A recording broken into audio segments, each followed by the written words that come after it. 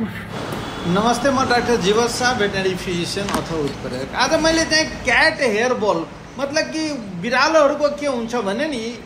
यो हेयर बलले धेरै ठुलो समस्या ल्याउनुहुन्छ। उसले के गरिदिन्छ भने नि,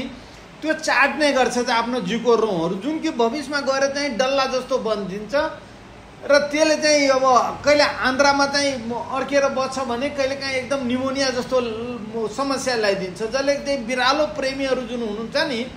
उहाँहरूको लागि एउटा ठुलो समस्या चाहिँ क्याट बल हुन जाने रहेछ,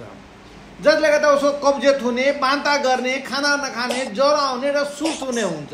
र यसले चाहिँ बान्ता गरिराख्ने हुन्छ,